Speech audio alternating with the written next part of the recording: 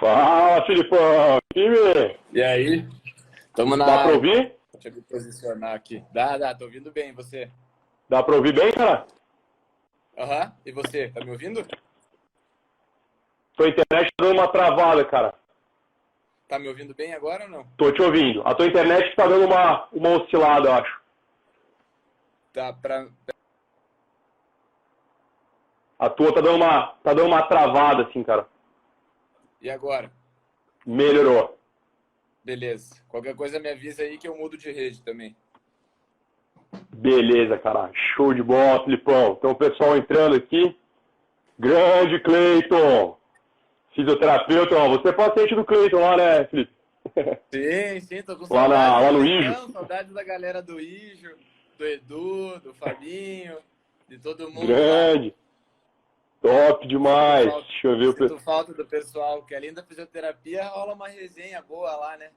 Ah, com certeza. O Elinho também, parceiro nosso aí. O Legal, meu Edson tá irmão. aí, Edson tá aí.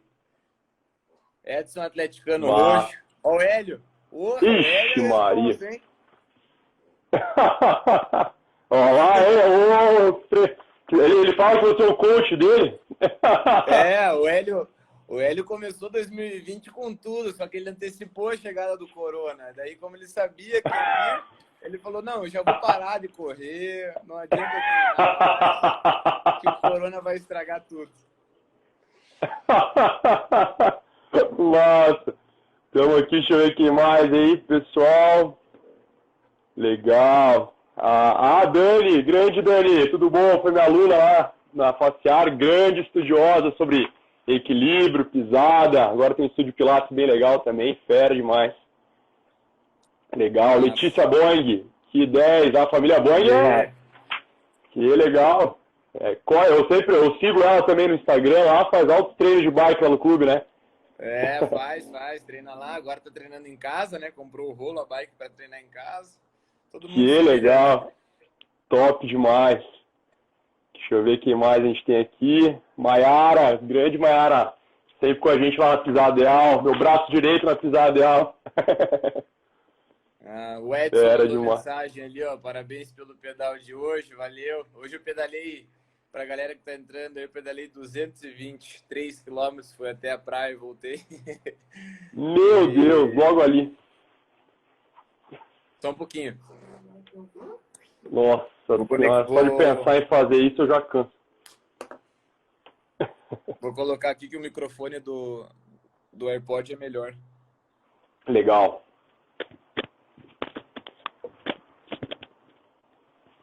Só um pouquinho.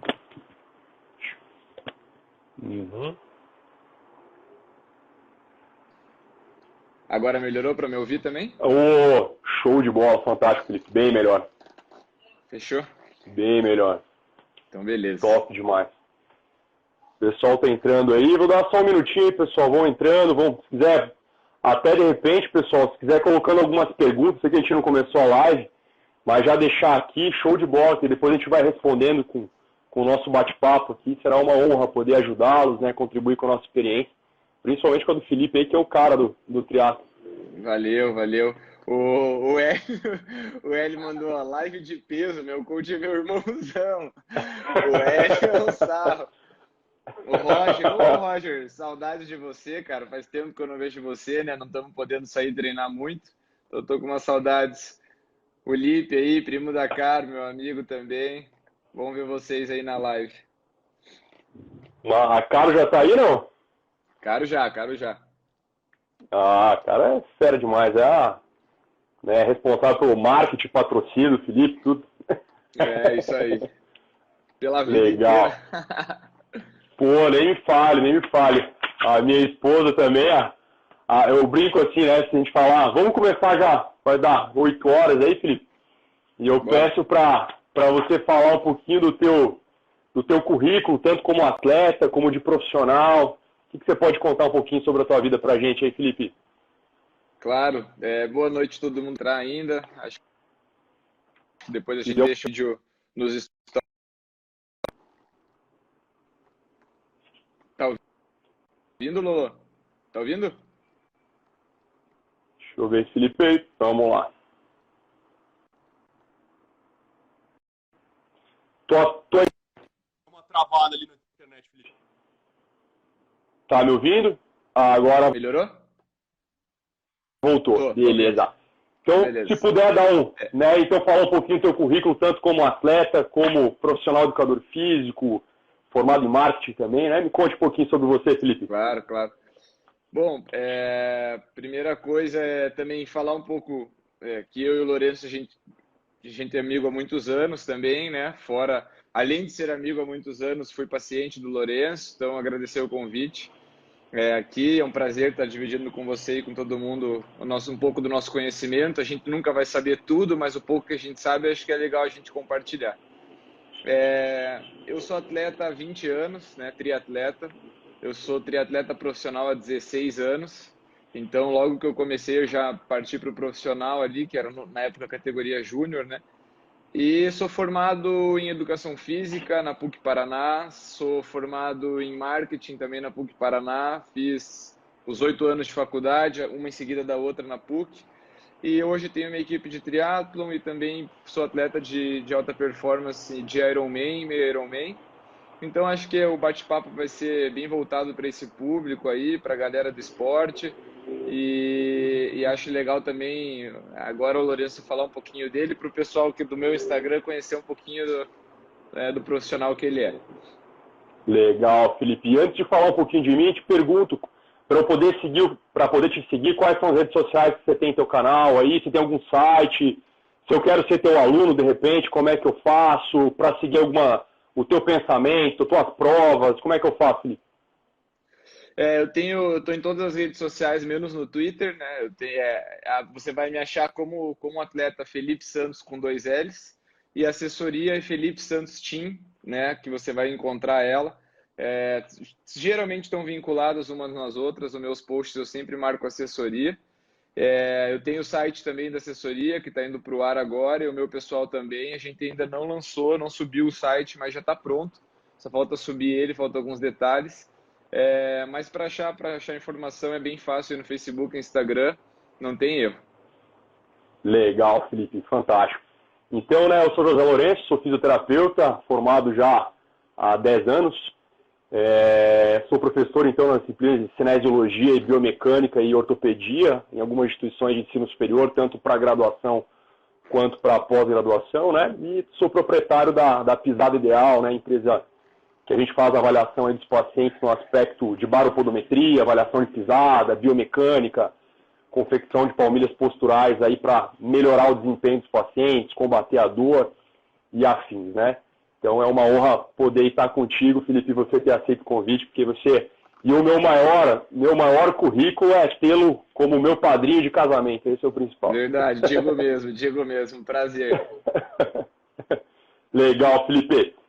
Diante dessa questão de pandemia, né, todo mundo desesperado e preso em casa, precisando fazer exercício, você como atleta, vendo as Olimpíadas não acontecendo esse ano, né, deixa a gente muito triste, com certeza. E eu pergunto a você, Felipe, dentro dessa realidade, como é que você está tendo, quais são as possibilidades para se reinventar nesse momento de pandemia? O que você está fazendo de treino? Como você está conduzindo isso também junto com os seus atletas da equipe? Conte um pouquinho para a gente quais são os formatos de tecnologia que podem ajudar esses triatletas nesse momento de pandemia para fazer em casa, reduzir o risco aí de transmissão e afins. Como é que pode fazer, Felipe? Me conte um pouquinho. Cara, hoje em dia a tecnologia ajuda muito o exercício indoor, muito, muito. Hoje a gente tem rolo de treinamento, que é onde a gente pedala, né? Você pode colocar a tua bicicleta num rolo de ciclismo, que vai te jogar num software no computador, que é o Zwift. Então ele vai botar a tua bicicletinha ali no computador, como se fosse um videogame. Tem várias Legal. interatividades, a gente pode fazer o pedal em grupo da assessoria lá, e todo mundo que tem esse aparelho pode entrar, pedalar junto. Podemos escolher subida de montanha, percurso plano, o aplicativo é interativo com o rolo, né? Então sempre vai deixando Legal. o percurso pesado, leve, de acordo com o que a gente escolhe. E alguns alunos têm esteira também, eles conseguem correr em casa na esteira. Alguns condomínios estão liberando até as academias dos condomínios, com hora marcada. Então a gente está conseguindo se virar mesmo com pedal e corrida. O mais difícil agora é a natação, né? Como as academias estão fechadas, está difícil nadar. ninguém acha que está nadando, está conseguindo nadar nessas condições. Então é um que a gente tem que adaptar um pouquinho com alguns trabalhos de elástico para quem me procurou para isso. A maioria não tem necessidade, até porque as competições, como você falou, foram todas jogadas lá para frente, né? Então dá para a gente focar bem em corrida e ciclismo agora. E uma oportunidade que eu estou tendo como atleta e estou passando para meus alunos agora é o alongamento e fortalecimento em casa, porque às vezes esse tempo a gente não tinha e agora a gente tem. E para isso não precisa de nada, né? Só precisa da boa vontade, do tempo ali, da instrução para você fazer. Né? Legal, Felipe. Depois você consegue escrever, não sei se é possível, depois do nome do software que você falou, que acompanha o rolo. Teve aqui, acho que a Ana Kaori, que comentou sobre o... Como é que é o nome especificamente? Que você falou do software de... É Zwift. Z-W-I-F-T. Zwift. Ele é o que conecta com o rolo, né? Então ele vai conectar ali, ele é um software interativo. Hoje tem outro software que eu não usei ainda, que eu não experimentei, mas alguns alunos usaram, que se chama Rove. O Rove, ele está sendo usado pela Ironman. Hoje a marca Ironman tem feito competições toda semana online.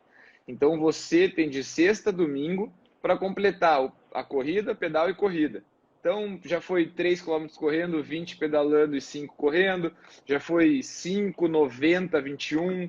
Já, sabe, teve várias distâncias. Então, é uma coisa para manter o pessoal motivado. Alguns alunos meus já participaram.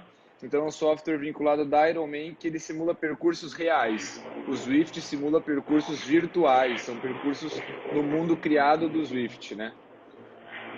Legal. E esses todos são softwares pagos, no caso? Ou é liberado? São softwares pagos, Não. Tá. Até pediram nessa época de pandemia, teve um grande movimento para liberar o software para abrir, para o pessoal poder treinar em casa. Só que o problema é que o software não ia sustentar o aumento de acessos repentino tão grande, ia cair. Então não conseguiram liberar. O número de usuários hoje quadruplicou, porque quando você entra, você consegue ver mais ou menos quantos que tinha. E 4 mil pessoas online.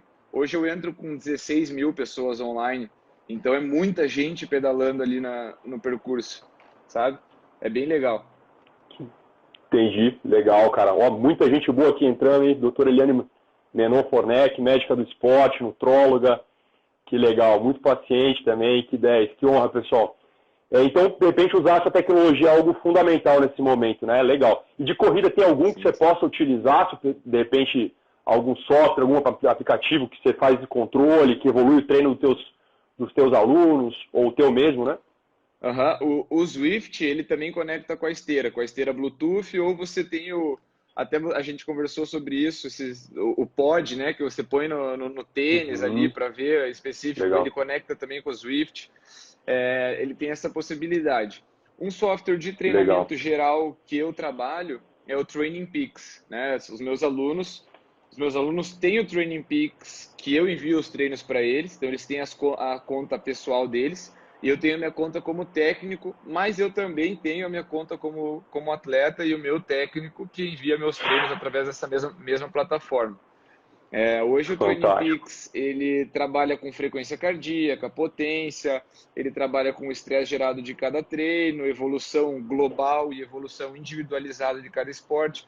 Ele me fornece todos os dados de quantos dias eu quiser puxar teu de treinamento a partir do dia que você começou a usar. E ele também é conectado com todos os relógios, todos os frequencímetros, todos os tipos possíveis de aparelhos de GPS hoje em dia. Fantástico, Felipe. Eu acho que então o Felipe depois vai disponibilizar todos esses nomes aí, legal para o pessoal baixar, né, ter acesso e estudar um pouquinho mais, né? Fantástico, Felipe. Aproveitando essa questão, a gente vai agora começar a entrar nos estudos científicos, lesões. A gente vai falar muito hoje, principalmente no que tange mais a bike e a corrida, né, que é o que casa mais os nossos serviços, vamos dizer assim. E a gente tem, obviamente, quando a gente fala em ciência, a gente tem que primeiro levar em consideração a epidemiologia, né? Então, os dados, os achados, o número de lesões e quais são as principais lesões aí que acometem os nossos atletas. E a gente observa, quando a gente fala sobre corrida, né, a primeira lesão é o complexo anterior do joelho, né? E aí, principalmente, as lesões femoropatelares, lesão do tendão patelar. E por coincidência, na verdade, e obviamente por conta da cinesiologia, biomecânica do esporte, na bike acontece a mesma coisa, né? A primeira lesão também do ciclismo é o complexo anterior do joelho, né? Diante disso, Felipe, comenta um pouquinho sobre a gente, sobre o teu caso, sobre você, sobre principalmente teus atletas, lesão de joelho. Você acha que está muito casado com a própria biomecânica mesmo da bike, da corrida, overtraining? Me conte um pouquinho sobre a tua experiência, Felipe. Eu até falando um pouquinho mais, acho um pouquinho mais simples. As dando uma travada aí, Felipe. Travou um pouco aí, Felipe. Isso. Deu para ouvir? Voltou? Deu para Voltou. ouvir. Falando um pouquinho na linguagem mais simples, eles sempre falam comigo assim, eu tô com a dor na frente do joelho, ali é a dor na patela, que o Lourenço acabou de se referir, então minha dor é na frente, embaixo. Então, geralmente, essa dor vem causada pelo esforço, pela repetição do movimento. No ciclismo, isso não é a regra, né? Isso sou eu tive mais problema com trato iliotibial, com inflamação que vem na lateral do joelho, né? Na parte de fora do joelho, ali na lateral. Então, a corrida, obviamente, por ter um impacto, ela vai te acrescentar ali um desgaste muito maior nessa articulação do que o ciclismo. Porém, o ciclismo, se você tem um cilim, que é a altura do banco ali, o canote, muito alto, você vai acabar indo para a dor na frente do joelho. Se você tem o cilim muito baixo, lado do joelho, que daí é a inflamação do trato iliotibial que eu falo. Você não alivia a tensão da pedalada, você está sempre curto no movimento, muita força. Então, por isso a importância de ter alguém que saiba, além de passar os treinamentos, alguém que saiba de uma posição do ciclismo, alguém que saiba da posição de corrida. Na corrida, como a gente comentou, o triatleta, ele gosta muito de usar os tênis que são os últimos modelos, né? Então, alguns desses tênis, eles até são favoráveis a esse tipo de lesão. E acho até legal depois a gente falar um pouquinho mais disso, só que eles não têm o preparo muscular e físico a aderir a esses tênis, esses super calçados com placa de carbono, que tem uma estabilidade grande. Então, se a gente não fez uma preparação boa de fortalecimento de adutor, de quadríceps, de isco, são os músculos que vão segurar ali a tensão do teu joelho, eu não acho tão legal você arriscar um tênis tão agressivo ou ir direto para um treinamento muito pesado de Ironman, meio Ironman. Acho que essa progressão tem que ser gradativa. Hoje o pessoal quer ir muito rápido para as longas distâncias e as articulações, que são as partes mais sensíveis, não vão aguentar, porque a musculatura, em pouco tempo, a gente até desenvolve ela. Só que até fortalecer o suficiente para a articulação, para aguentar aquele impacto, né, o pessoal não tem dado esse tempo, né? Legal, cara. Aproveitando até esse link que você comentou sobre o tênis, né, tem alguns estudos bem interessantes. E a gente até trocou uma ideia, né, nesses tempos sobre a questão dos tênis e a moda e o quanto o triatleta ele abraça, né, essa moda muitas vezes. Eu brinco com o pessoal que Damásio fala, né, o homem influencia o meio e o meio influencia o homem, né? Então, de tanta gente estar utilizando, de repente, determinado produto, ou de repente algum grande triatleta, ou marcas que vem patrocinando, isso pode ser uma tendência também no uso desses dispositivos e ferramentas de trabalho, que no caso aí do triatleta, uma delas é o próprio tênis, né? Diante disso, tem um estudo bem legal aí, Felipe, que fala sobre os tênis minimalistas e maximalistas, né? Ele faz um comparativo de lesões, tá? Do índice de lesões sobre os tênis minimalistas e maximalistas, tá? E observou o quê? Que nesses corredores que faziam uso de tênis minimalistas, e o que é um tênis que esse estudo abordou? Tênis de 5 milímetros de drop, tá? Eles utilizaram como modelo do tênis um ASICS SP4 e compararam, no caso, com o da própria ASICS, um ASICS Cumulus, né? O ASICS Cumulus é um tênis aí de drop de 10 milímetros, tá?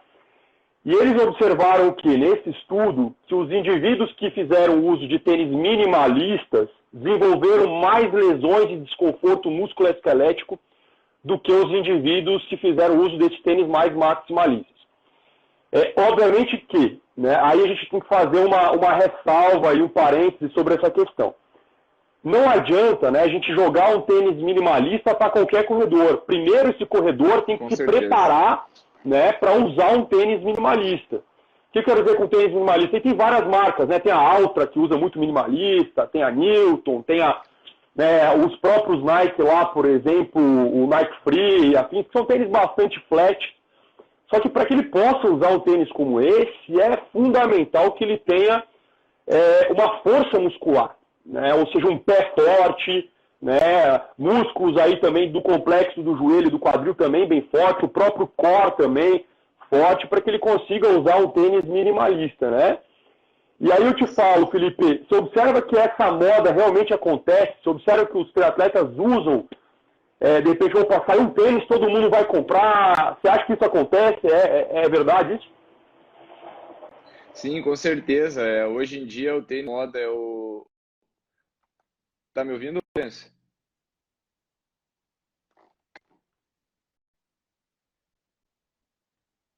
Tá ouvindo?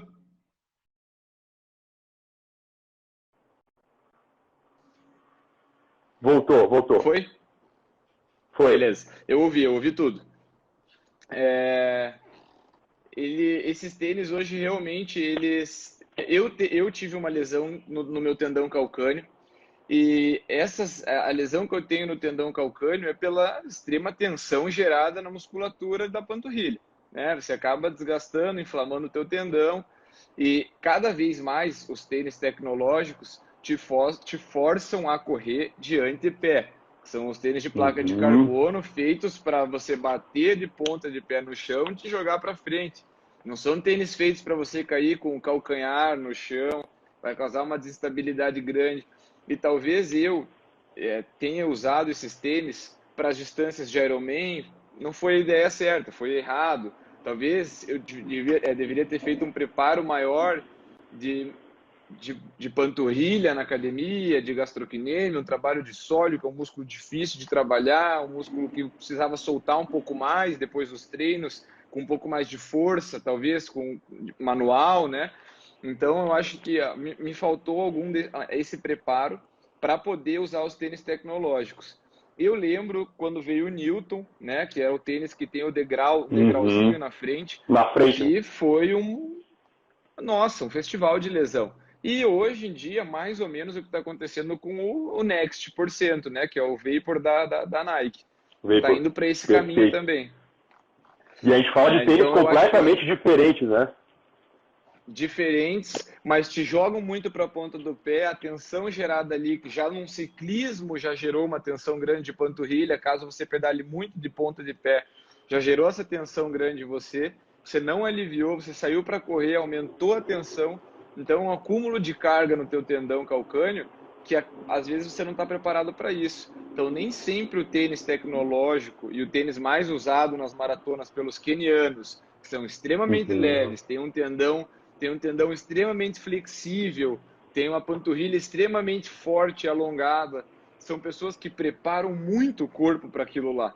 Então, é completamente diferente, né? Então, é difícil. Assim, eu acho que o triatleta usa muito o tênis da moda e nem sempre está preparado para ele, né?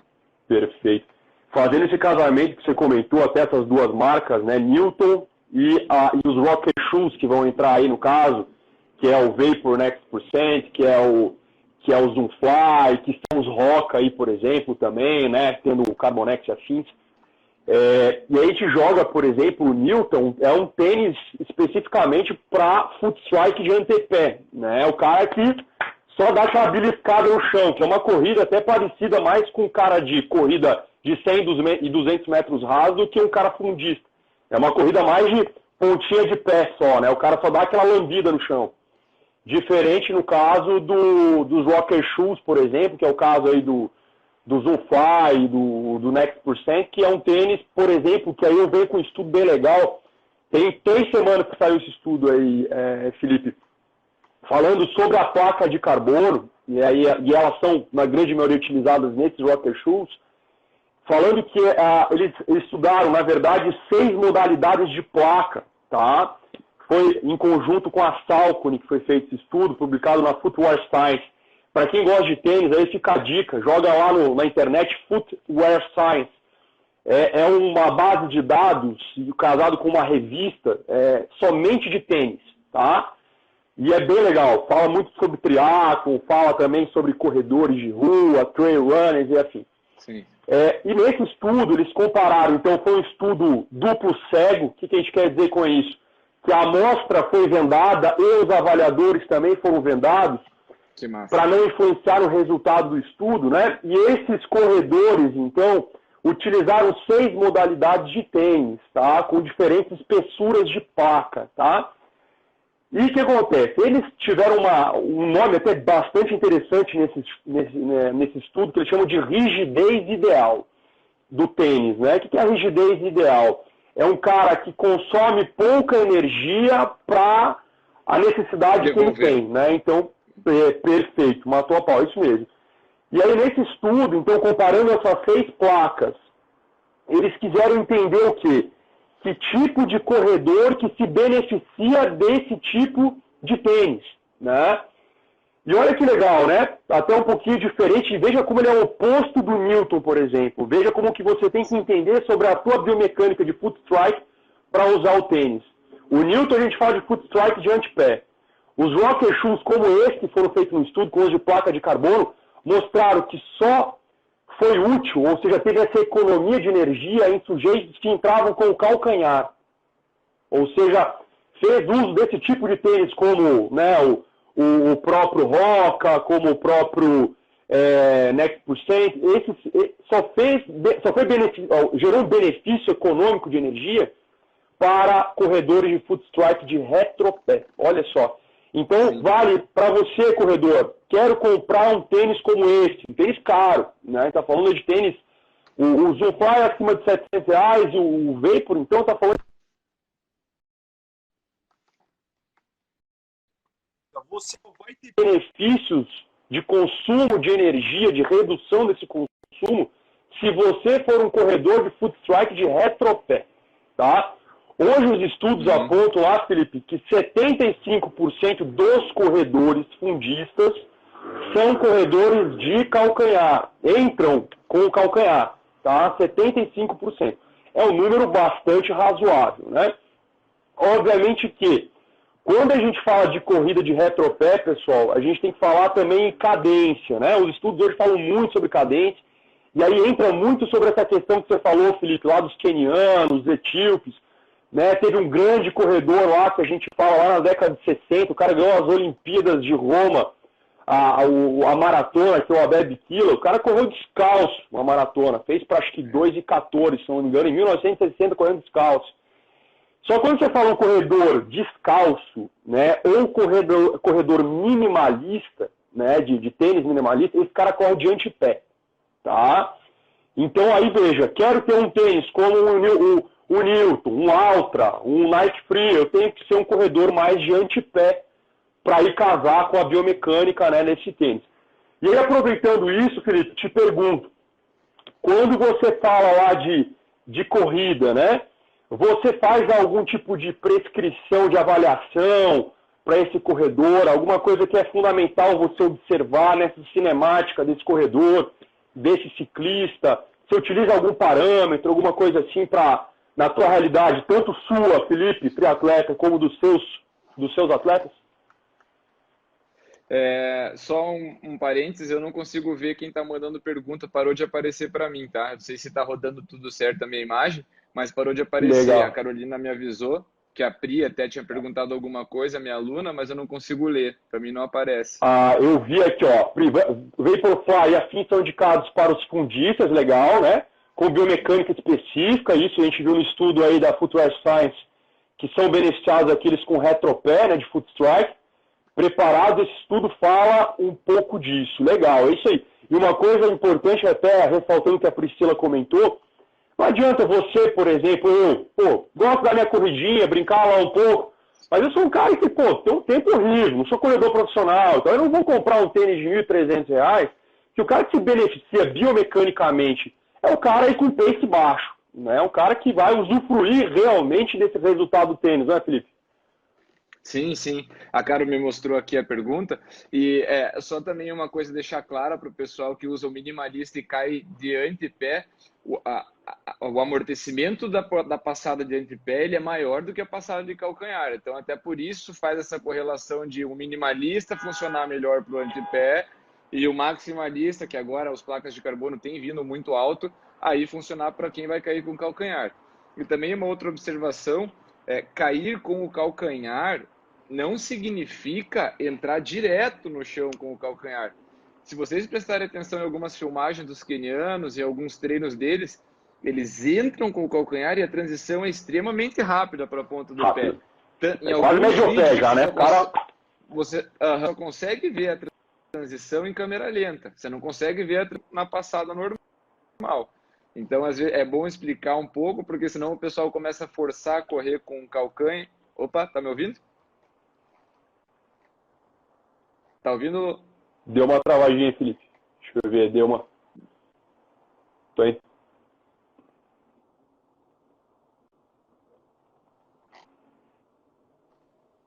Deu uma travada aí, Felipe. Agora tá me ouvindo bem? Deixa eu ver, ainda não, cara. Aí, agora voltou, né? Pessoal, estão conseguindo ouvir o Felipe aí? Se vocês estiverem conseguindo. Tá mais ouvir... ou menos, cara. Tá dando uma oscilada, travada aí. Tá mais ou menos, cara. Mas não sei se é só pra mim, cara. Vamos lá, mas vai falando aí. Bom, só para explicar isso, para você não forçar a entrada com o calcanhar. Vocês estão ouvindo aí, pessoal? Geral... Felipe, me dá um ok aí, só se estão ouvindo ou não.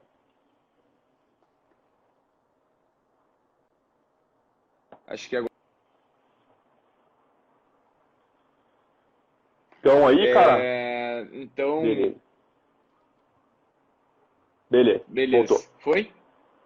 Foi. Uhum.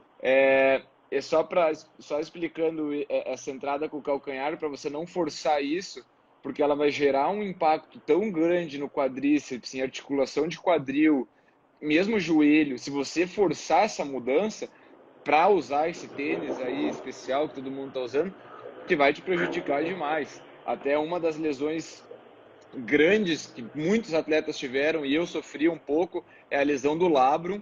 Então, você forçando essa entrada aí, usando o teu quadríceps, desgastando ele sem ter um preparo para isso, o labrum é uma lesão de corredor, você vai poder sofrer com essa lesão de labrum aí, com certeza, ou uma outra lesão relacionada a quadril e joelho.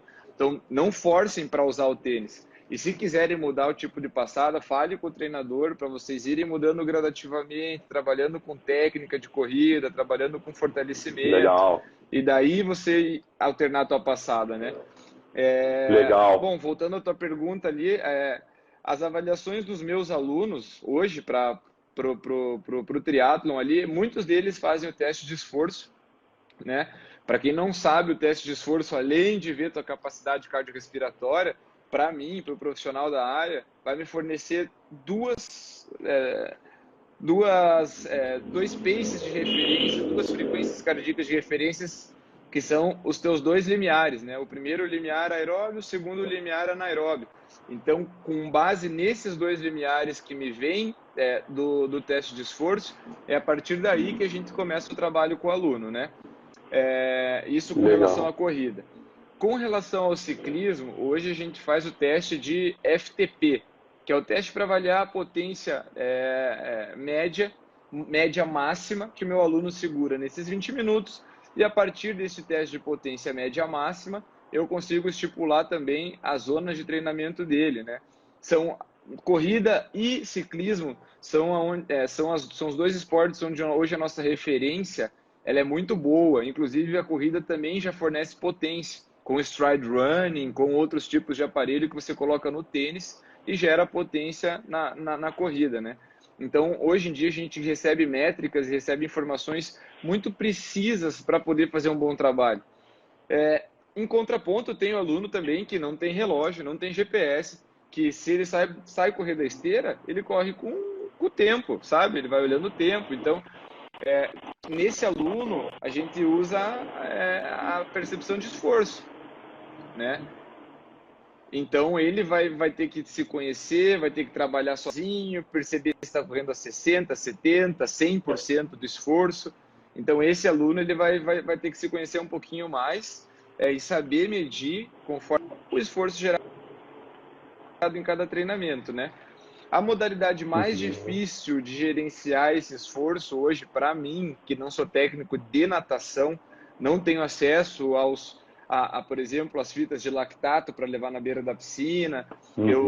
Sai muito caro esse material para mim, e o triatlon hoje, a modalidade menos, com a menor importância, digamos assim, a menor percentual das 3 modalidades é a natação. Então não vale tanto esse investimento de dinheiro mesmo, porque é um material super caro para fazer esses testes, ele não te traz um retorno grande, sabe, significativo.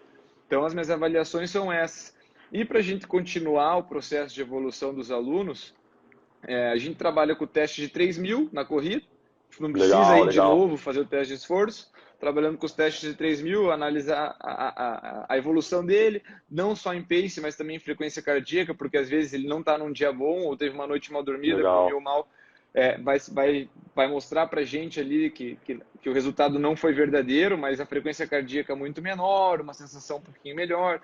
E no ciclismo, constantemente, o teste de FTP, né? Caso os meus alunos estejam em período competitivo muito forte, as minhas análises das métricas deles vêm pela competição. Eu não fico fazendo teste com eles direto, porque eu preciso botar treino neles, preciso botar volume, preciso botar uma carga grande, e não faz sentido encaixar testes tão curtos, de tanta intensidade, em meio a um período competitivo, né? Então eu deixo eles competirem e pego os dados deles da competição. Olha que dica boa aí, né? Pegando então o cara que é mais profissional, muito volume já de treino, prova, usando então a prova como referência, e no caso, né, daquele triatleta realmente que tem um tempo um pouco maior de espaço entre provas e de volume de treino um pouco reduzido, aí você usa mais o próprio treino mesmo. Explica pra gente um pouquinho, Felipe, sobre esse teste aí dos 3K, no caso, né? A gente observa que é um teste bastante qualitativo, na verdade, né?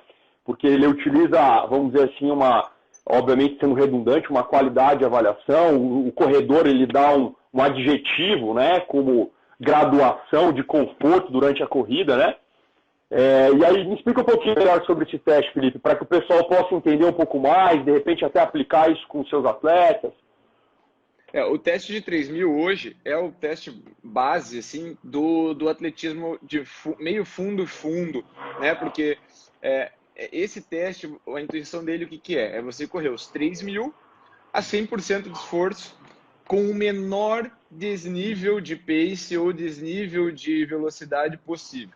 Então, se você se conhece bem e sabe que teu pace de 3 minutos por quilômetro é muito forte, mas você é capaz de segurar ele pelos 3 quilômetros, você vai começar perto dessa zona de treinamento. Então, você saiu a 3 minutos por quilômetro. Ali a gente vai analisar. Se você conseguiu fechar o teste em 9 minutos de frequência cardíaca... Voltou? Oi, tá me ouvindo? Mais ou menos, tô numa travada, mas acho que agora vai lá. Agora acho que vai. Beleza.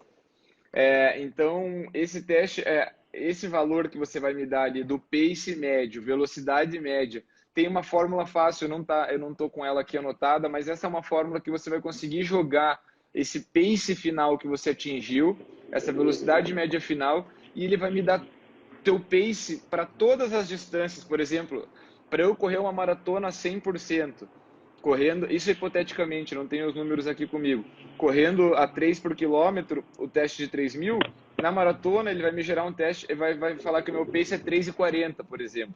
Então esse teste de 3.000 vai me fornecer, entre aspas, o pace ótimo para todas as distâncias aí, 42, 21, 10, 5, 1.000, 400, 200. Então ele vai me ajudar a estipular o teu pace ótimo para cada distância que você quer fazer, né?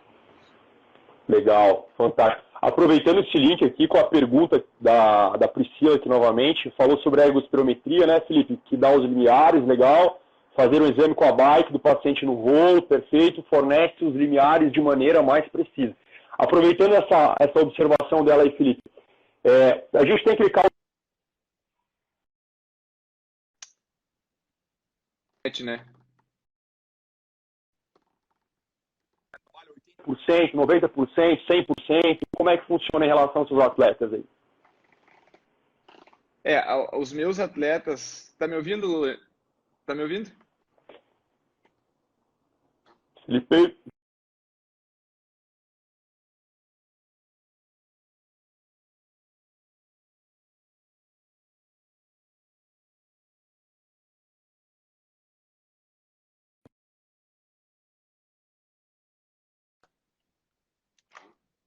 Deu para ouvir? Voltou? Beleza. Voltou. Deu para ouvir. Então, os meus atletas hoje, o atleta amador eu trabalho com 100%. 100%. Porque, 100%. às vezes, Que legal, hein? os testes deles, o que acontece? Ele não vai estar num dia bom. A percepção de esforço do atleta amador não é a mesma do profissional, que o profissional realmente consegue chegar no 100%. Então, ele conhece tão bem as suas capacidades e suas zonas de treinamento que ele realmente vai chegar no final.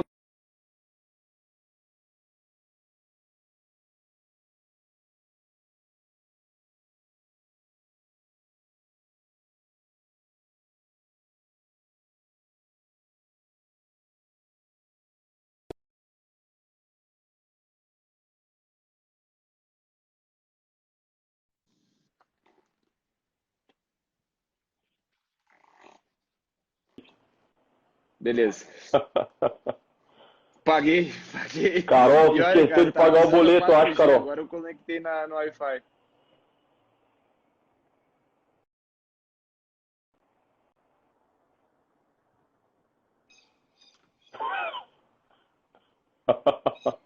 Agora foi.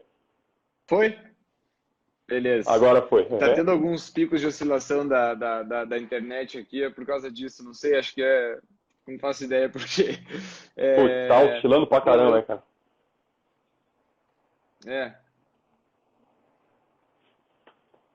Tá ruim, cara. Vai, acho que agora foi, eu tirei do Wi-Fi.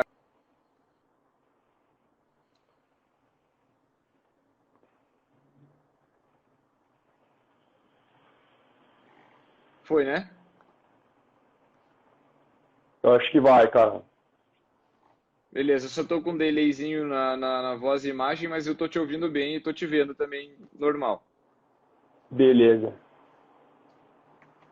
Vai lá, então você falou do 100% que você utiliza. Depois. É uma boa. Eu uso 100% com os meus alunos justamente porque o atleta amador, a percepção de esforço é diferente. Então, às vezes ele está muito cansado do trabalho, ele está estressado com outras coisas que não tem na vida do atleta profissional. Então, a percepção acaba sendo superestimada pelo atleta amador do que para o atleta profissional. Realmente, o atleta profissional, ele até às vezes consegue superar as zonas de treinamento, né? Porque tem uma capacidade anaeróbia muito grande. Então, eu uso para os meus alunos sempre a partir do 100% dele. Para isso, algumas das vezes, a conta básica para ver frequência cardíaca máxima é 220 menos a idade do meu aluno, vai me dar mais ou menos a frequência cardíaca máxima dele, e eu trabalho com base nela, né? E daí eu lanço através dessa conta para o Training Peaks, que é o meu aplicativo de treinamento, e meu aluno vai receber os treinos através dessas zonas de treino que eu coloco no Training Peaks, e ele também já vai calcular tudo que o meu aluno fizer. O estresse que aquele treino gerou, a dificuldade que foi. Então, ele vai me fornecer tudo e vai me deixar até mais próximo de observar se o meu aluno está perto de ter uma lesão ou não, né? Então, se ele está muito estressado, muito fadigado, muito cansado, eu sei que eu tenho que diminuir a carga de treinamento, né? Legal. Até aproveitando, então, casando com esse link, teve a pergunta aqui do André Luiz. Top, André, vamos lá. O que vocês podem falar sobre corredor que tem uma rotação externa de pé? Tá ouvindo, Felipe? Rotação externa de pé. Tô. Beleza, né? Então, provavelmente uma rotação de quadril, acho que ele quer dizer. Legal, né? A gente observa que a rotação de quadril, né, essa rotação externa, eu brinco lá, o Charlie Chaplin, o corredor Charlie Chaplin, certo? Esse é um cara que muitas vezes tem um déficit de mobilidade do quadril, obviamente, para rotação interna. Um teste que eu uso muito, tá? Existe vamos dizer assim, uma avaliação que compila vários testes, que é o Functional Movement Screen, que é o famoso FMS, né? Até tem um estudo bem recente que a gente comentou no estudo, na nossa live com o Hélio também, estudo aí de acho que nem um ano aí, que fala sobre a questão dos testes do FMS, eles são confiáveis para corredores, né? E desses 7 testes, o único que não foi confiável foi o teste de rotação do tronco. Os outros 6 são confiáveis. Inclusive um deles que é fundamental, que é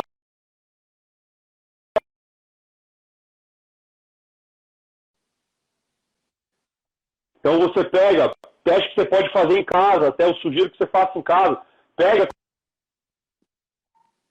Não estou conseguindo ver nada. Tira aquela bolinha que a gente tem aqui na canela, um pouco aonde insere o tendão patelar, tá?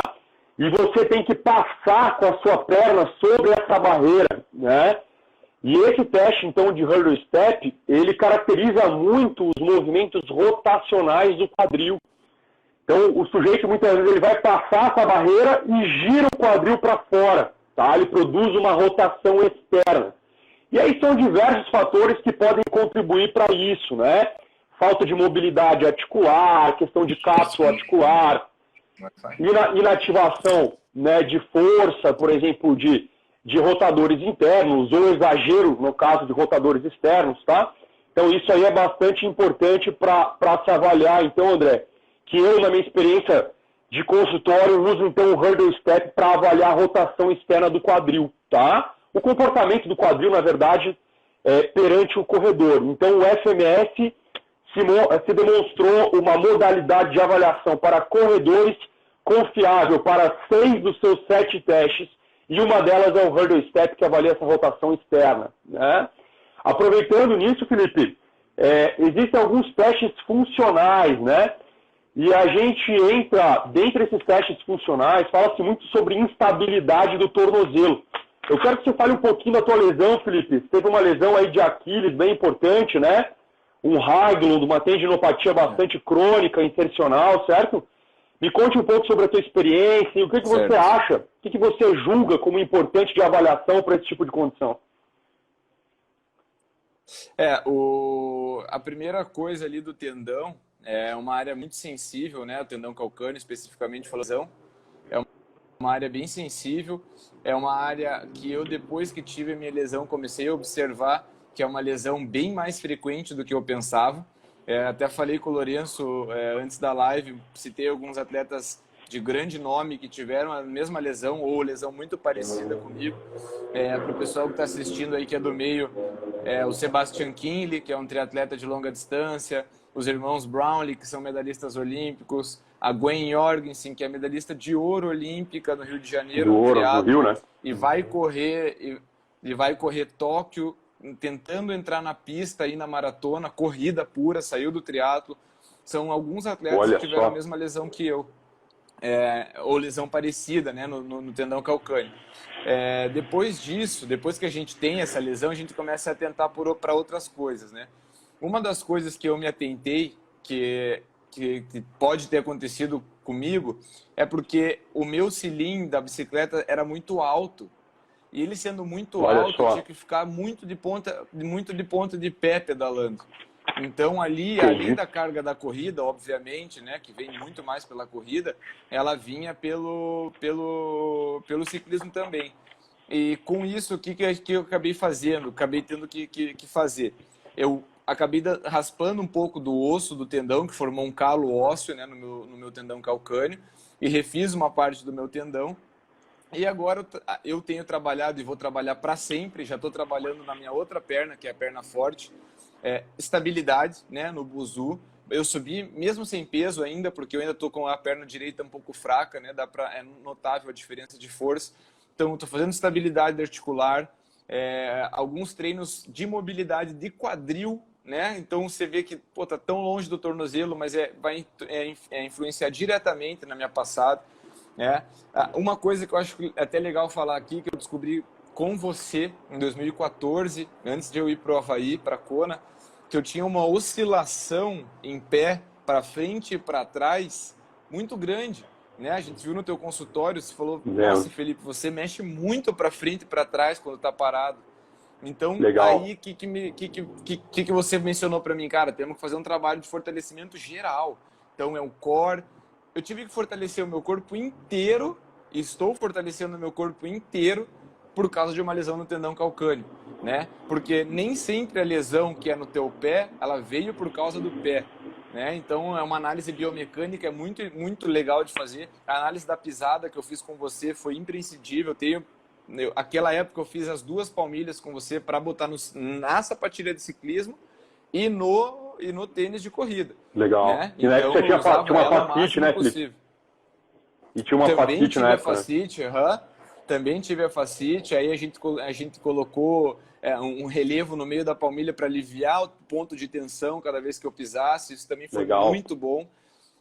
Muitos dos meus alunos têm fascite, muitos reclamam da fascite porque trabalham de sapato o dia inteiro e vão correr no fim do dia, então isso acaba forçando muito o pé deles. Então acho que às vezes eu mesmo não tinha noção do quanto era importante fazer uma análise de pisada e fazer a palmilha, porque é lá de baixo que vem a tua correção postural Sim. inteira, além de você ter que fazer o teu fortalecimento, né? Então, eu acho também legal até você falar uma experiência e Legal. do quanto essa E palmilha agora vai até fazendo uma relação, Felipe, com a tua lesão, né, tá? Tô.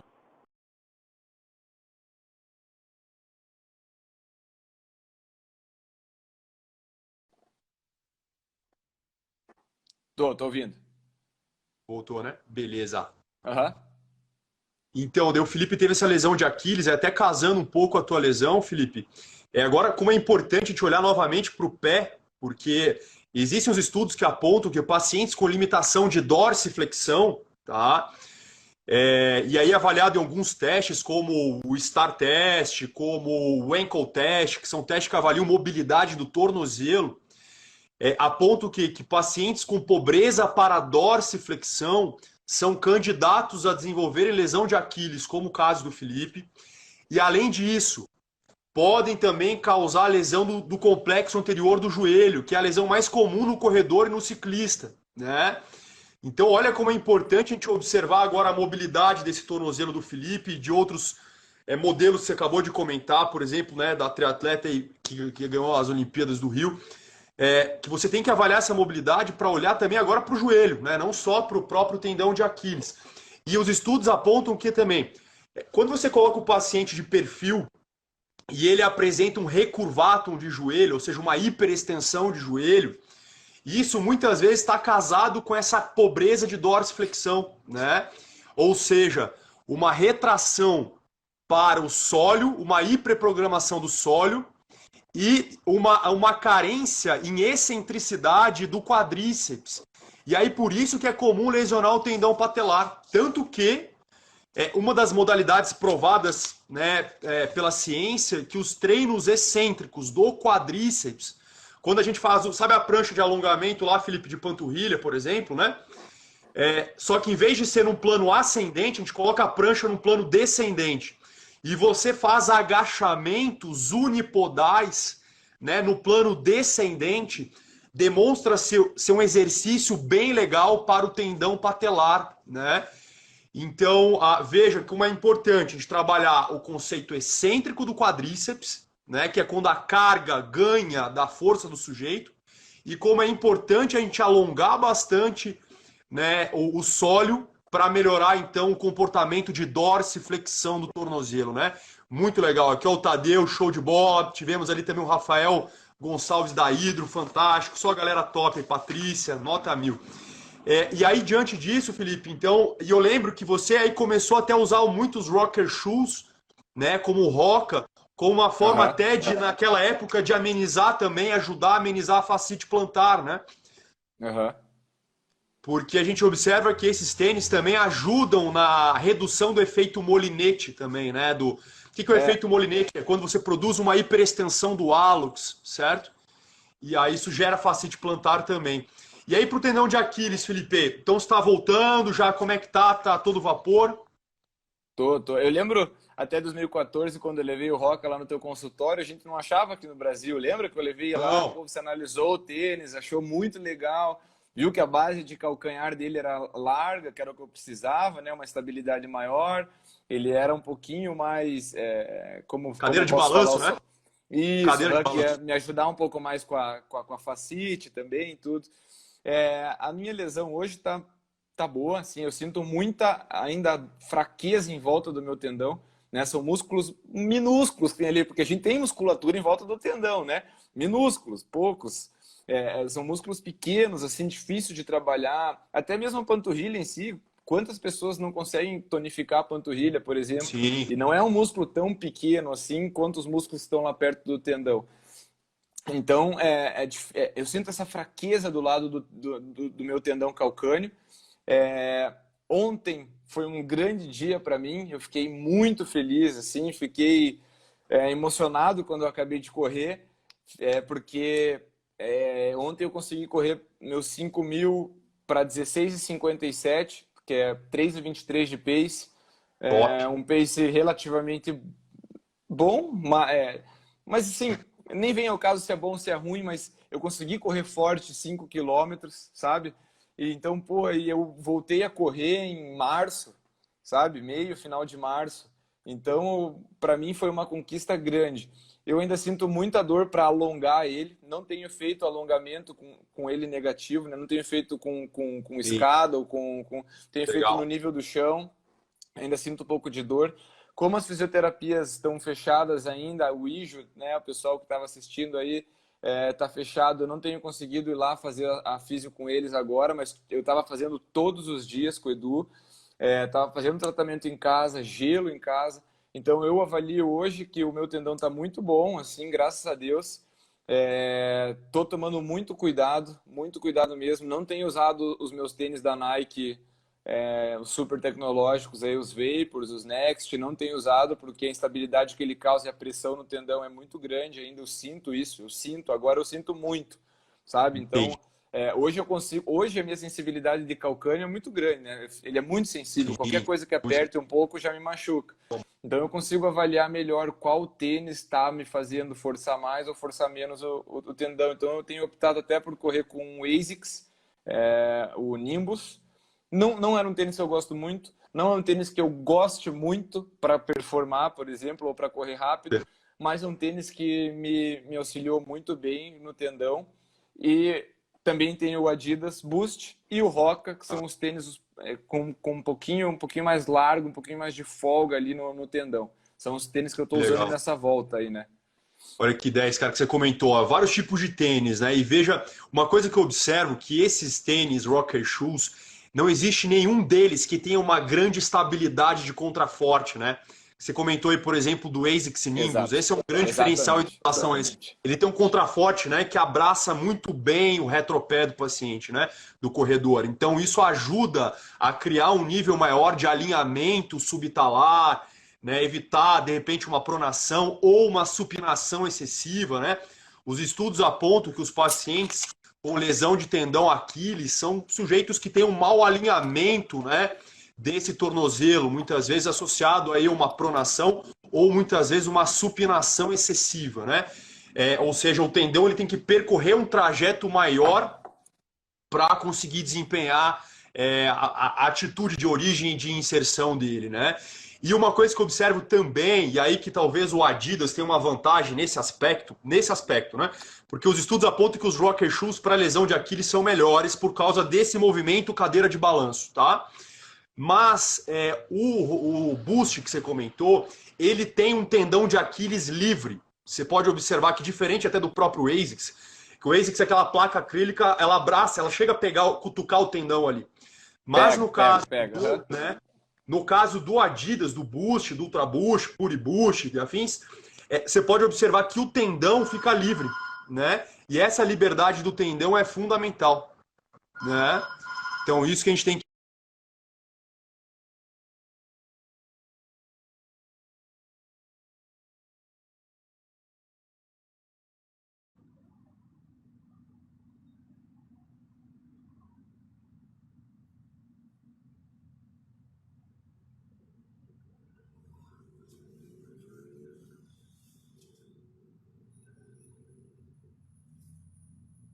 Aí, pessoal, acabou o tempo, né, da live.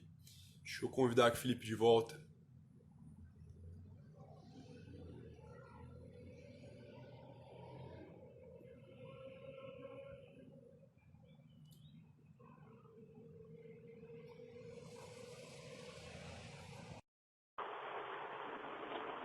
Só um segundinho, o Felipe entrar rapidinho ali, né? Acabou o tempo da live. Tá ouvindo aí, Felipe? Show. Tô ouvindo. Só para a gente finalizar, acabou o tempo, né? Mas então, voltando ao assunto do tendão, né? Então, o desempenho mecânico de pronação, de supinação excessiva também é fundamental ser corrigido para evitar a sobrecarga no tendão. E outra questão que a gente observa, né? Quais são os testes confiáveis para se avaliar o comportamento de instabilidade do tornozelo? Tem um estudo recente que prova essa questão de instabilidade do tornozelo, é o Single Heel Raise, tá? Que é aquele teste que a gente utiliza muito até na própria academia, que a gente sobe no degrau, fazendo plant, flexão, né? E retornando em excentricidade esse tornozelo, no caso, né? De forma unipodal, tá? Então esse foi apontado como o único teste confiável para se analisar, então, essa instabilidade do tornozelo, Felipe, tá? E aí, no caso, hoje você está fortalecendo bastante. E aí, qual que é o prognóstico para o futuro aí, em relação a esse tendão, em relação à tua volta a provas e afins, né? Obviamente, passada a pandemia. Essa semana já foi bem legal, porque eu consegui correr domingo passado, segunda, terça e quarta. Então, foi a primeira vez que eu corri 4 dias consecutivos aí. Tá muito bom meu tendão. A minha dor hoje, no início da corrida, de 0 a 10, ela é 3, 2. Então é uma dor bem, bem tranquila, assim. Ela às vezes me dói mais pós-corrida, por ser muito fraco, ainda por estar muito fraco ali na região. Então, às vezes, quando eu vou andar, fazer a plantiflexão ali, ficar na ponta do pé, depois que eu treino, eu sinto um pouquinho mais de dor. Mas a minha intenção é, nas próximas 2 semanas aí, voltar a correr um pouquinho mais, porque eu tenho corrido no máximo 10 quilômetros. Então, voltar a correr um pouquinho mais daqui umas 2 semanas. Não tem por que voltar agora. O lado bom dessa pandemia, para mim, foi porque eu não precisei acelerar a minha volta aos treinos, né? Eu pude voltar bem tranquilo. Então, a volta aos treinos foi bem tranquila, com bastante calma. E eu acho que daqui umas 2 semanas eu devo começar a correr por volta de 14, 15 quilômetros. Tá ouvindo agora? Uhum.